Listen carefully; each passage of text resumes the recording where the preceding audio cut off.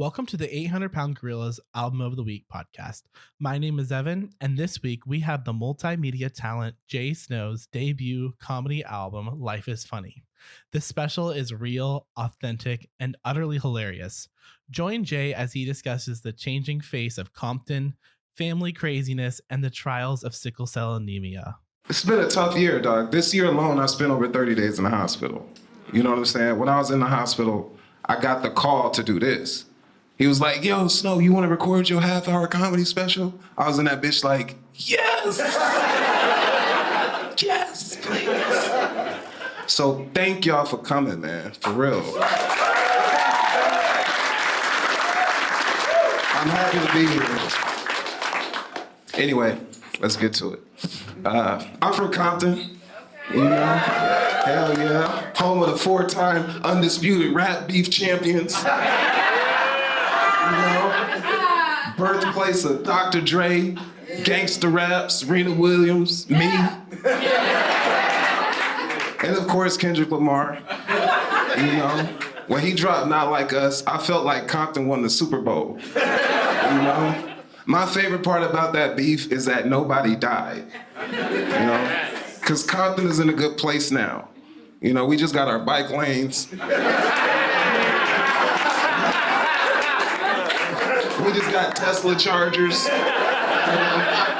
I wouldn't charge my Cybertruck there, but it is bulletproof. You know, we still get ice cream trucks.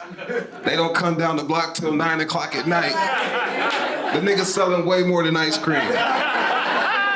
You know, he don't even play the song. He just pull up and go, bum, bum. You got 5 minutes, girl. You know? Compton is crazy. I travel a lot, and I tell people I'm from Compton, and I don't like that the first thing people bring up is Boys in the Hood. Like, is it still ghetto like Boys in the Hood? I'm like, no. How does Compton have a reputation that's 30 years old? You know what you didn't see in Boys in the Hood? Whole Foods. I mean, we still ain't got one. So lay away, you know? Compton has this reputation, man, about gang violence. When you think of Compton, you think gang violence, and people don't even know the history of it. So it bothers me. I gotta tell people, you know, the Bloods and the Crips were not the first gang in Compton. You know, because in the 1950s, Compton used to be an all-white suburb. You know, it was basically golf before Tiger Woods. All white. You know?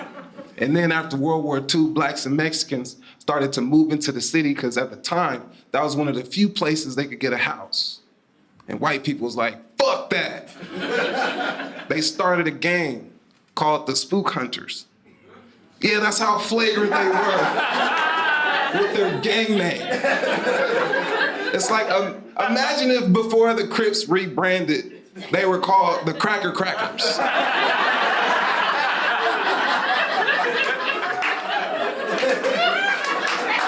Crazy, bro.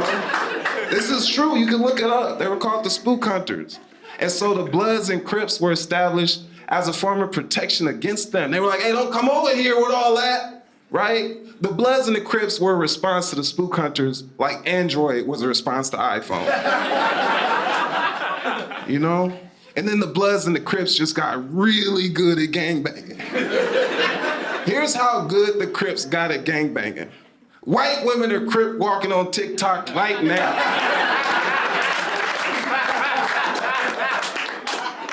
You know what I'm saying? Spook Hunters couldn't compete with that type of influence. So they formed a whole new gang called the Police.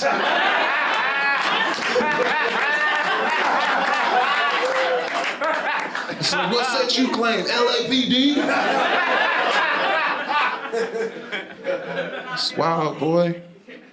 It's wild. I don't like that that's the history. That's why I want to rewrite it, you know? It's my dream to do stand-up, but it's also my dream to do movies. I want to be like John Singleton if he did stand-up, right?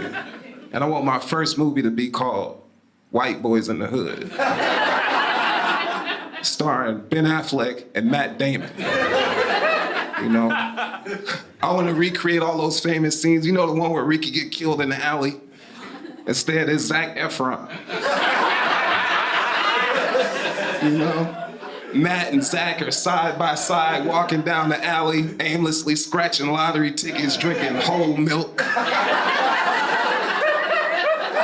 You know? Matt sees out of the corner of his eye a red car at the end of the alley. The window cracks. It's Ben Affleck in there. And he got the shotgun, right? Cue the saxophone. Matt turns to Zach. Zach doesn't see it coming, so he goes, Zachary! Boom! Zach goes down. Then out of nowhere, Jack Black pull up in the Subaru. Oh, good! This is gnarly. They scoop his body up, take him to his mom's house, dump him on the couch. She starts screaming hysterically, oh my God, what are you doing? What did you do? He just got a scholarship to play lacrosse.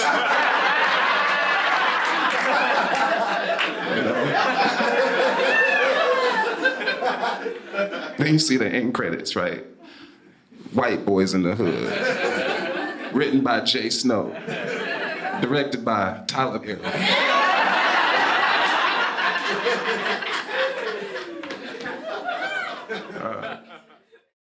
Need to satisfy your comedy craving? Head to 800pgm.com and check out hundreds of comedy albums and video specials. And don't forget to subscribe to 800-Pound Gorilla's YouTube channel for new content every week.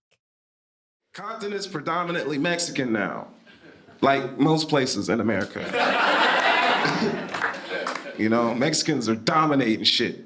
Like McDonald's, for example. They have monopolized McDonald's. You can't go to a McDonald's in the city without hearing, welcome to McDonald's, I'm gonna take your order, please. Let me get a Big Mac. Oh, Big Mac. No cheese. Sin queso.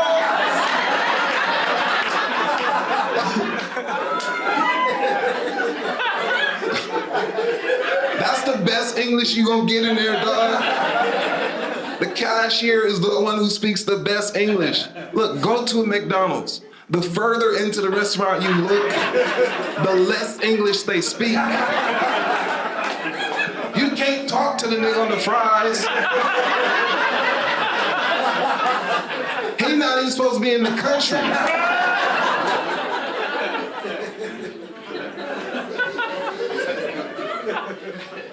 I could say this, because I'm half Mexican. I'm not, but let's pretend. I did have a Mexican family though, right? Again, blacks and Mexicans in Compton, right? Here's how I met my Mexican brother. I was 5 years old. I just got my first bike. My Mexican brother's name is Debo, right? So, I know, right? It's his street name, and you'll see why in a second. I get my first bike, I ride it down to the end of the block where their house is. Debo is on the porch. Debo sees me, he goes, hey, give me your bike, punk. And I was like, no. And he was like, all right.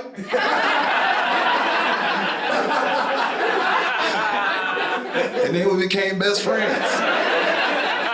You know, it was an attempted robbery that ended in brotherhood. And I got to spend a lot of time with them, man. I learned how resilient Mexican people are because they spent the night at my house. I spent the night at their house for years. Years I would go over their house.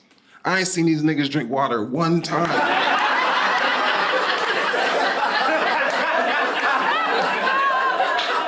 Coca-Cola every fucking day. You hear me? She was wild, bro. I spent a lot of time with them. I love my Mexican family. I learned everything but how to speak Spanish. Because it's hard, man. And people be like, all you gotta do is be around some Spanish speakers and you'll learn it over time. No. It's not true. Because Mexicans who speak Spanish treat Spanish the same way black people treat spades. You better learn that shit. Because I'm not about to teach you. If you don't know, just sit down.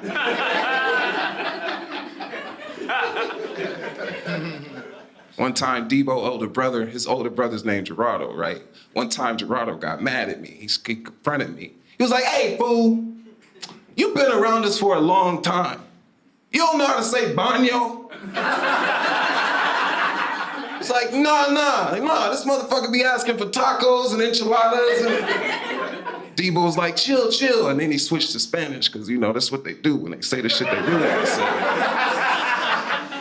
He was like, nah, fuck that. Lo único que este güey sabe decir es quiere comer. Nada más.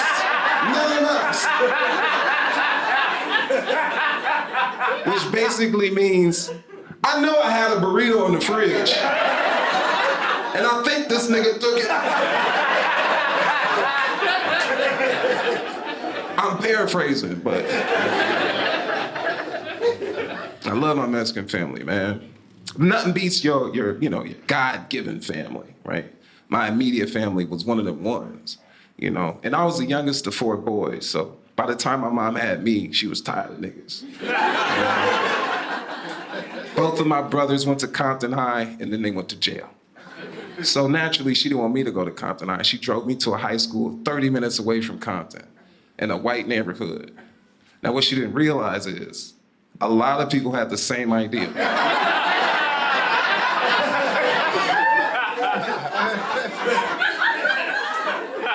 So now I'm at this school with white people and my neighbors. And the white kids were crazier than the black kids, because they were just more ambitious, you know? Like, black kids will come see the white kids on their Nextels and be like, hey, you see him over there? I'ma steal that nigga's phone. White kids will come to school, see a black kid with the Pop Smoke braids, and it's like, you see him over there? I'ma steal that nigga's culture.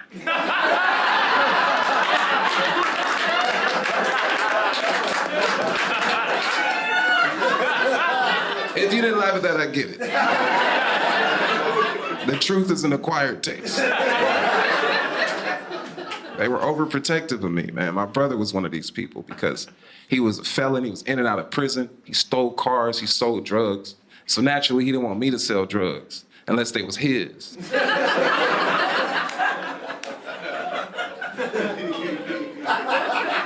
Gotta keep it in the family, you know? He hated my friends growing up. He didn't like any of my friends. Whenever he saw me around my friends, he would stop his car in the middle of the street, get out, and be like, you can't be hanging with them, because you're going to end up dead or in jail. Dead or in jail. It was like his slogan, dead or in jail.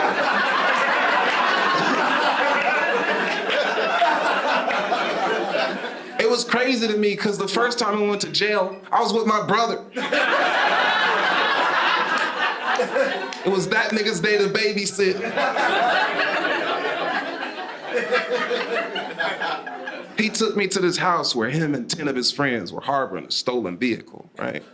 What they didn't realize is that the car had LoJack on it. So while they inside parlaying and celebrating, police surround the house. They catch wind of it, and this was the first time I got to see 10 friends forget they were friends instantly. Niggas start jumping out the window. Somebody jumped through the door. Another nigga tried to jump through the wall like Bugs Bunny. The wall nigga got caught. He thought it was a game.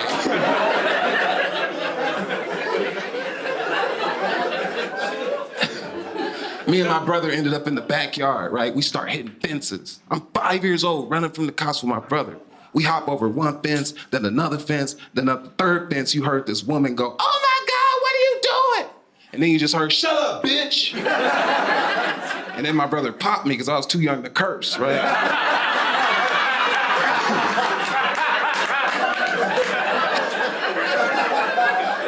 So we running, we get to this brick wall that's too high for me to climb. So I freeze, which gives the cop just enough time to catch up. And he draws his weapon on us and says, stop or I'll shoot you both. And it was something about the way he said both that made me realize, I'm 5. I should be coloring. I'm looking at my brother, he's shaking his shit. I have to check him like, get it together, nigga. Don't say shit till we lawyer up.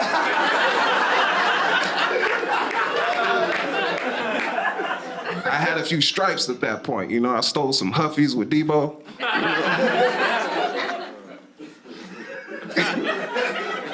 My brother, I don't know why, but now that I'm older, he's starting to get real competitive with me for some reason. And I don't know why, right?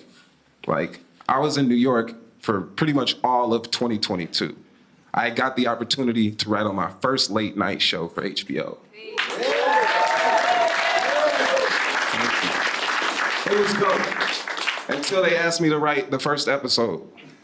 They wanted it to be about the economics of baseball. I was like, if y'all want me to quit, just say that. I like New York for a few reasons. The main reason I love New York is because it reminded me of my love for overt racism. You know? Because in LA, I like to call it normal racism. It's sneaky. You don't see it coming.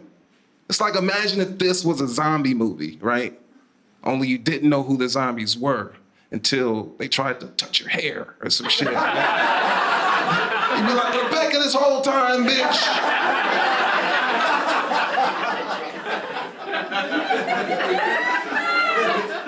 In New York, it's overt. It's like morning breath. You get it instantly, right? It's all stairs in New York. So one day I ordered an Uber, and the Uber was 8 minutes away. So I run downstairs to wait for the Uber. The driver literally pulls up to me, looks me in the eyes, cancels the ride, drives off. I was pissed, because he could have did that before he even came. He saw my profile picture. I was mad because he made me wait 8 minutes for racism to arrive. But anyway, while I was in New York, right, I missed my mom's birthday for the first time. So from New York, I sent her a card and an edible arrangement, right? And out of nowhere, I get a text from my brother that reads, "You sneaky piece of shit." Right. I responded like, "What are you talking about?" He said, "Why didn't you put on the card that it was from all of us?" And I said, "'Cause it wasn't."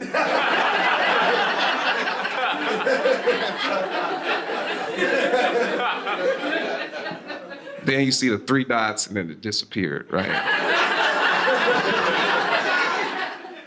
30 minutes later, I get a text from my brother, and it's a picture of a cake that he bought my mom. It's a beautiful cake. Has photos of her from when she was younger, before she was married, after marriage, stuff I hadn't even seen. It was endearing, right? Only problem with this cake is my mom is a diabetic. Exactly. I text him back like, "How can you be so stupid? Are you really that competitive? You gonna buy our diabetic mother a cake?" My brother responded with, "Nah, fuck you, you lost."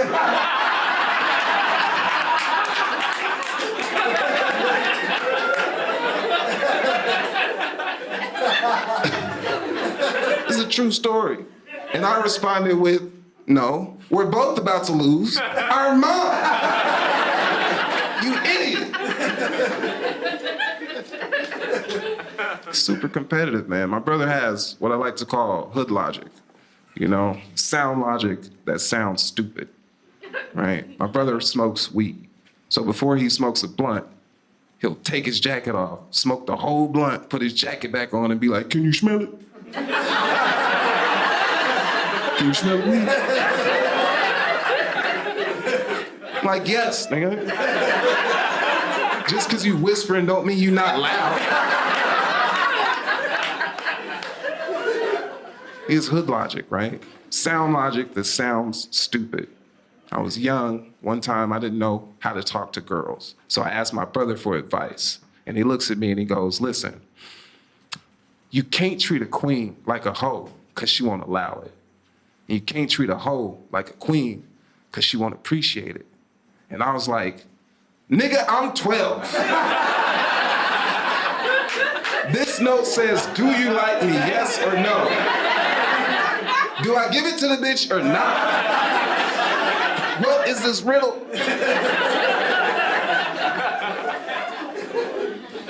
It's crazy, man. My brother's insane, dog. In 2019, he went back to prison because he got homesick, right? We all got one in the family. And in that moment, I had decided to give up my Hollywood apartment. I was living in Hollywood, pursuing my dreams at the time. And once I heard the news, I said, I'm giving that up and I'm moving back to Compton so that he has a house to return to when he gets out, right? And people were like, why would you do that? You're going back to Compton. I'm like, it's my hometown. What's the worst that can happen, right? 6 months later, I get shot at by my neighbor. And I only call him my neighbor because I no longer feel comfortable calling him my friend from high school. I got shot at over pussy I didn't even get, right? And this all took place early. So for context, right? My friend, right, lived in the back house. I lived in the front house. Front house is a full house. The back house is about as big as this fucking stage, right? But he had 2 cars, which screamed financial responsibility. So one day he was at work, and at 6 a.m., this guy comes over and keys his second car while it's in the driveway. My friend sees this on the Ring camera at work, leaves work to come home. He gets home by 7 a.m. to assess the damage. By 8 a.m., I get up, because that's when I usually get up. My morning routine consists of yoga, smoothies, and meditation, like most niggas from Compton. I'm thinking I'm about to have a great day. I get up, I notice my brother's car is on the street. He's about to get a ticket for street sweeping. So I go out to move his car. My friend sees on the Ring camera somebody by my brother's car, just grabs his gun, runs outside without even looking, shoots, bah, right? The bullet missed me and killed our friendship, right?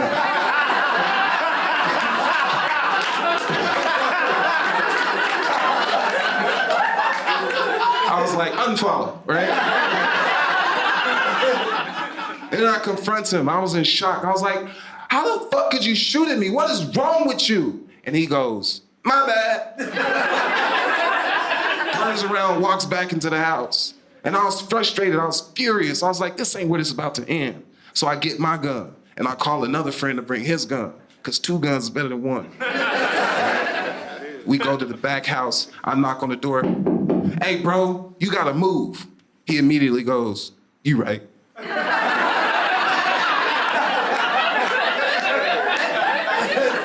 You can't shoot at the landlord, dog.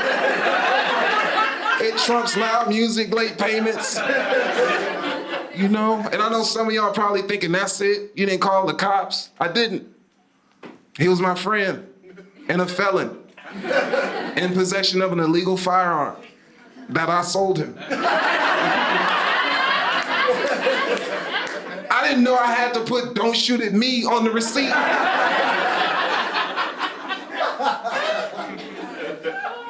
And you would think my brothers are probably the craziest in my family, but it's not. It's my sister, you know? Because she almost killed a dude, her husband. Well, she didn't almost kill him, right? He attempted suicide. He failed, but he tried. And she would have me believe that this took place because she asked for a divorce. So he got all worked up and jumped off a 2-story building into a massive pile of medical bills.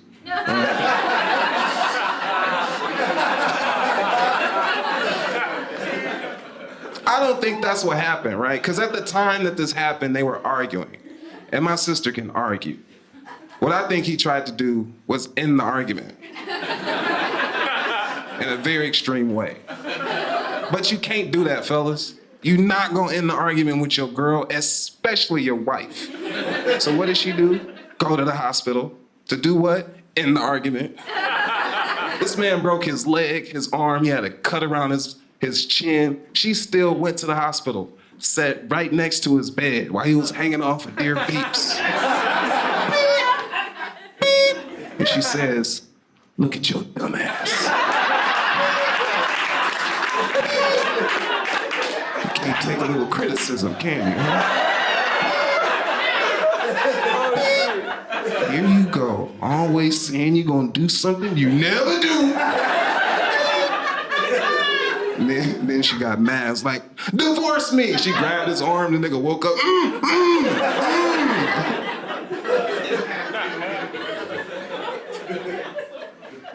It's tough to have a family like that for me. Mainly because, like, I deal with a chronic illness, right? I spent a decent amount of time in the hospital. And usually these days when I do, people think it's COVID related. And I'm like, no, it's not COVID, it's sickle cell. I only support Black illnesses.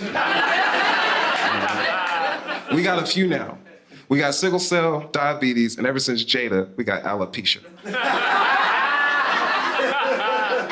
She put her head in the game, you know?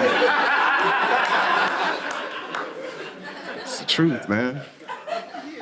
Sickle cell is tough. It basically mutates my red blood cells. Sickle cell mutates my red blood cells, right? It doesn't allow my red blood cells to get oxygen where it needs to go, right? Can't deliver it. It's like your red blood cells are Tom Brady throwing a touchdown pass.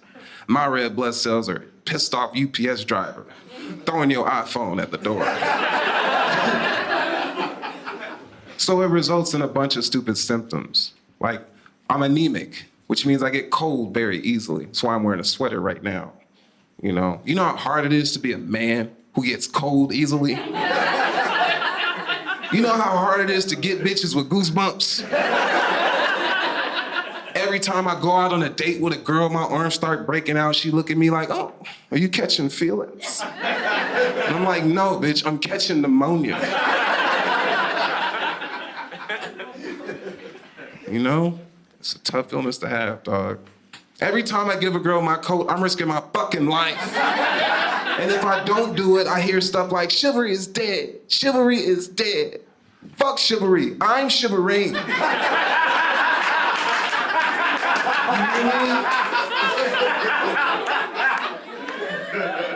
It's a tough illness to have. Like, it's triggered by alcohol. So I shouldn't drink, but I do. Because how else am I supposed to get these hoes? Sickle cell slows down your cellular growth, so I look a lot younger than I actually am. A lot of y'all probably think I'm in my 20s. I'm 67 years old. I do old people shit now, you know? I started taking naps. I used to think sleeping during the day, pish posh. Right? Now I love naps. You ever try to take a nap, but the nap take you? You wake up, it's dark outside. You feel like you got kidnapped for 2 seconds. You're like, today's the day. It's a tough illness to have, man. It made me unrelatable in a way, right? Because I would hear things differently than my friends. When I was in high school, a doctor told me that by the time I'm 25, I'd have to have a gallbladder removed. By the time I'm 30, I'd have to have a hip replacement. Glory to God, none of that has happened, right? Thank you. Yeah, thank you. It just made it harder for me to relate to people. Kids at school would be like, Jay Snow, come on, let's play kickball.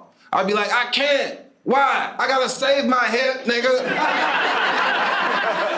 I got 10 years worth of good kicks left. You think I'm gonna waste them having fun? I got fucking to do. Trying to have kids, nigga. It's a tough illness to have, man. I get strange mail with sickle cell, you know? I got a letter in the mail from my doctor one time that said I'm at risk of having a non-functioning spleen. And I was pissed because I'm like, I just saw my doctor. He could have told me in person or texted me. Or send me a letter, right? But it made me kind of sad. So I took a picture of it and I sent it to my mom. And she responded with, aha, no 10 kids for you. Love you, Mom. Exactly. I was just as confused, right? So I FaceTimed her, but I don't call it FaceTime because she never holds the phone right. So I chin-timed her, right? I chin-timed her and was like, why would you laugh at me after I just told you I had a non-functioning spleen? She said, spleen? I thought you said sperm. And look, I know this is kind of heavy, right? But understand something. I'm living my dream right now, you know?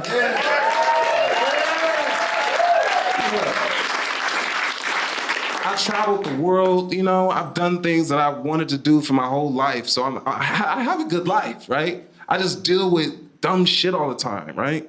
Like one of the worst symptoms of sickle cell is the pain. And you know what, these days the FDA released this thing called curative therapies for sickle cell, right? And everybody's DMing it to me, texting it to me. Have you heard there's a cure for sickle cell. And I'm like, no, it's not a cure. That's why they call it a curative therapy.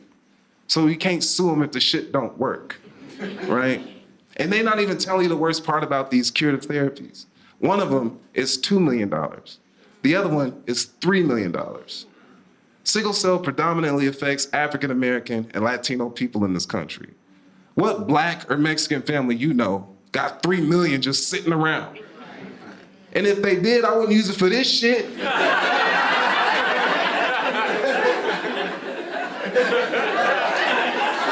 Hell no.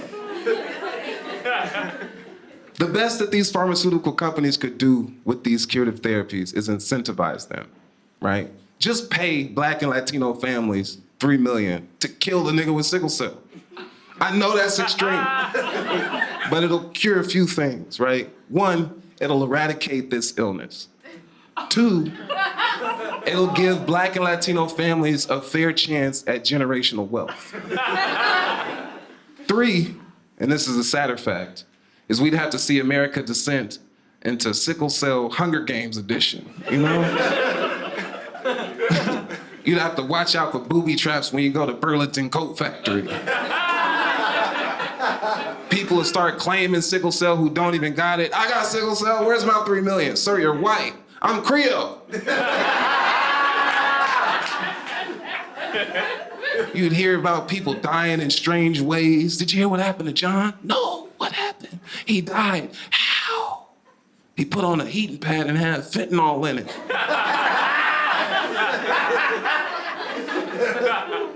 It's a strange thing, man. Life is funny, dog.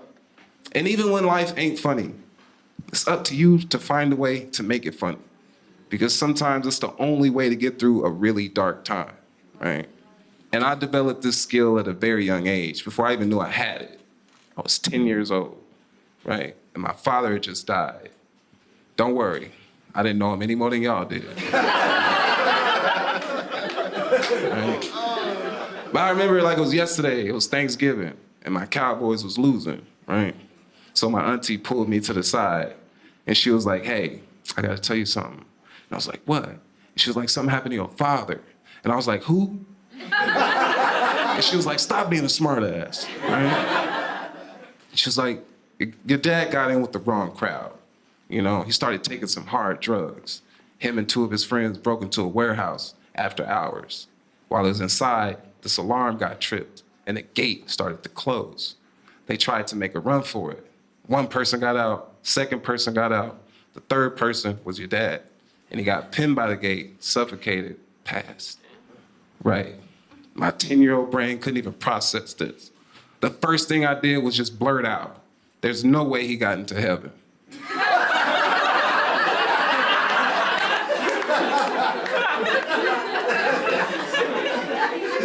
My auntie was like, why would you say that about your father? I was like, who? She was like, stop being a smart ass. Right? She was like, why would you say your father wouldn't get into heaven? And I was like, auntie, because if he can't get past the gates on earth,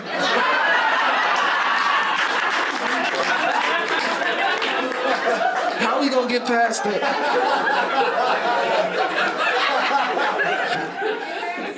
My name is Jay Snow, y'all. Thank you.